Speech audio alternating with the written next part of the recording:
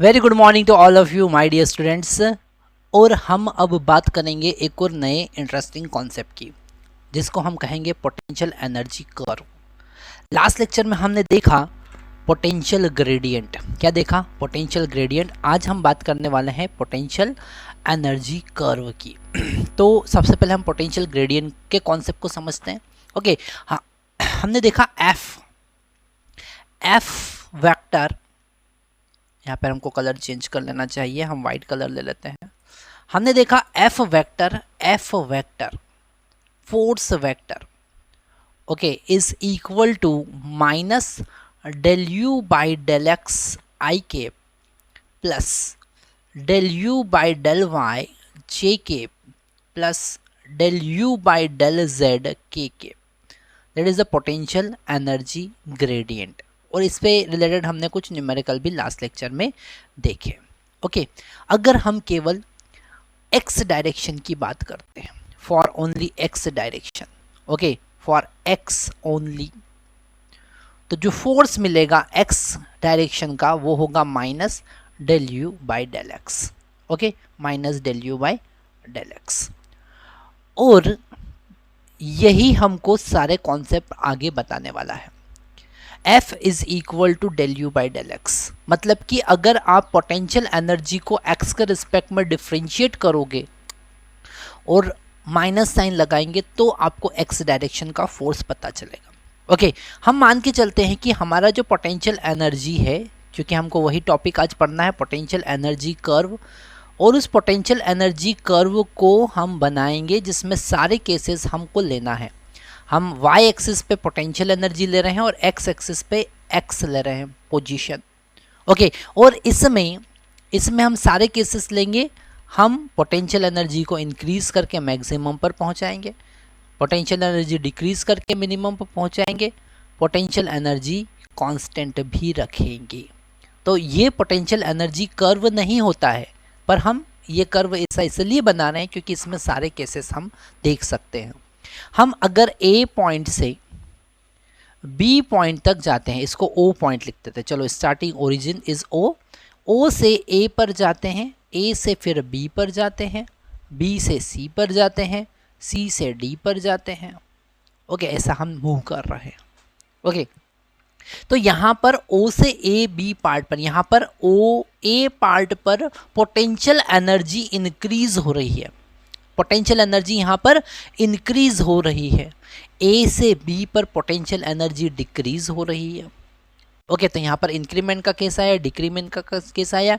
D point पर potential energy constant है। Okay, ए point पर हम देखेंगे तो पोटेंशियल एनर्जी मैक्सिमम है, बी पॉइंट पर हम देखेंगे तो पोटेंशियल एनर्जी मिनिमम है। ये सारे केस हमने इसमें ले लिए, इसलिए पोटेंशियल एनर्जी कर्व ऐसा बनता है।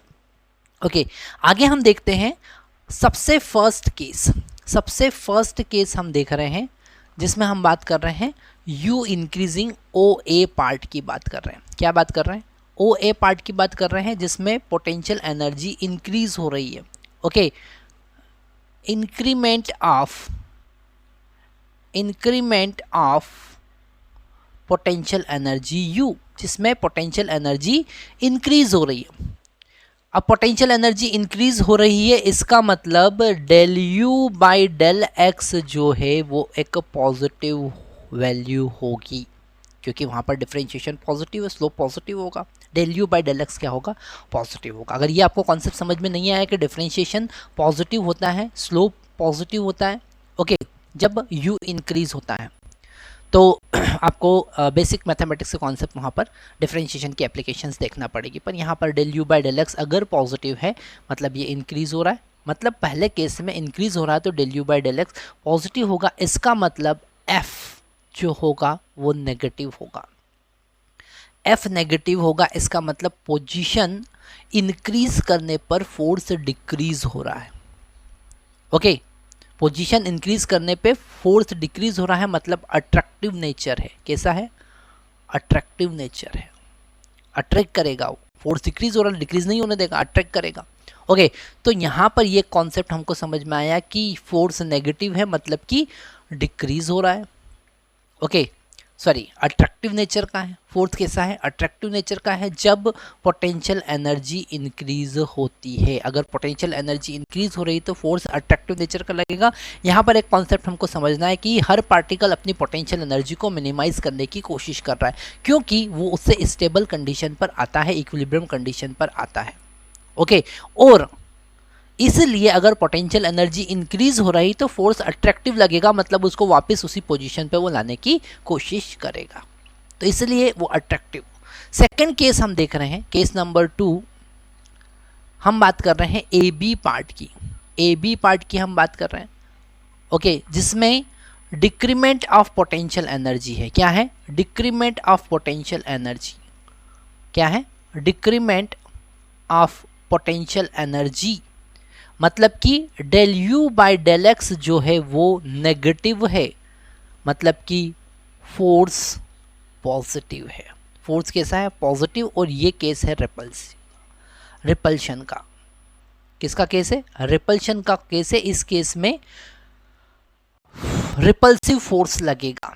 अब ये कॉन्सेप्ट वापस से हमको समझना पड़ेगा। हम फिर से एक एक कॉन्सेप्ट देख रहे हैं। अगर पोटेंशियल एनर्जी डिक्रीज हो रही है, पोटेंशियल एनर्जी डिक्रीज हो रही है, तो यहाँ पर फोर्स पॉजिटिव होगा, रिपल्शन का फोर्स लगेगा। ओके, थर्ड केस हम देख रहे हैं। थर्ड केस में हम 3 केस लेके चल रहे हैं। केस नंबर 3 जो है उसमें हम 3 पॉइंट लेके चल रहे हैं, ए पॉइंट, बी पॉइंट और डी पॉइंट। ओके, क्योंकि ए और सी पॉइंट तो एक जैसे हैं मैक्सिमा।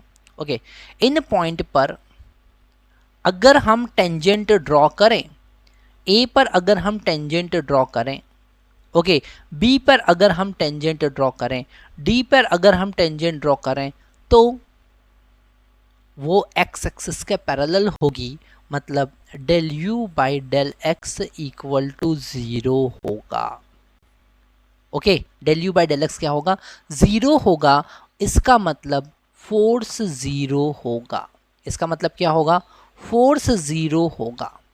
और अगर फोर्स 0 है, इसका मतलब इक्विलिब्रियम कंडीशन है। कैसा कंडीशन है, इक्विलिब्रियम कंडीशन है, बॉडी इक्विलिब्रियम में होगी। बॉडी क्या होगी, इक्विलिब्रियम में होगी। और अगर बॉडी इक्विलिब्रियम में है तो ए, बी और डी, इन तीनों में क्या क्या डिफरेंस होगा। ए जहां पर पोटेंशियल एनर्जी मैक्सिमम है, बी जहां पर पोटेंशियल एनर्जी मिनिमम है, और डी जहां पर पोटेंशियल एनर्जी कांस्टेंट है। तो इन तीनों में डिफरेंस क्या है, इक्विलिब्रियम तीनों जगह पर है। ए पर भी इक्विलिब्रियम कंडीशन है, बी पर भी इक्विलिब्रियम कंडीशन है, डी पर भी इक्विलिब्रियम कंडीशन है। तीनों जगह पर इक्विलिब्रियम कंडीशन है, पर तीनों में डिफरेंस क्या है, तीनों में क्या डिफरेंस है वो हमको देखना है।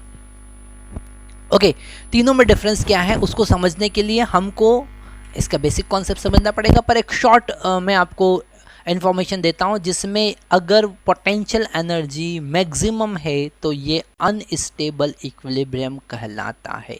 कैसा कहलाता है, unstable equilibrium, unstable equilibrium. Okay, अगर पोटेंशियल एनर्जी मिनिमम है तो इसे हम कहेंगे स्टेबल इक्विलिब्रियम। क्या कहेंगे, स्टेबल इक्विलिब्रियम। ओके, और अगर पोटेंशियल एनर्जी कांस्टेंट है तो इसे हम कहेंगे न्यूट्रल इक्विलिब्रियम। क्या कहेंगे, न्यूट्रल इक्विलिब्रियम। तो यहाँ पर हमको क्या क्या समझ में आया, यहाँ पर पोटेंशियल एनर्जी कर्व का क्या इम्पोर्टेंस है वो हमको समझ में आया। क्यों हमको पोटेंशियल एनर्जी कर्व पढ़ना चाहिए, क्यों, क्योंकि पोटेंशियल एनर्जी कर्व हमको बेसिक कॉन्सेप्ट बताता है कि फोर्स कब मैक्सिमम होगा, फोर्स कब मिनिमम होगा, फोर्स 0 कब होगा, अट्रैक्टिव कब होगा, रिपल्सिव कब होगा, ये सारे कॉन्सेप्ट हमको बताता है। ओके, नेक्स्ट लेक्चर में हम देखने वाले हैं स्टेबिलिटी के कॉन्सेप्ट। Thank you.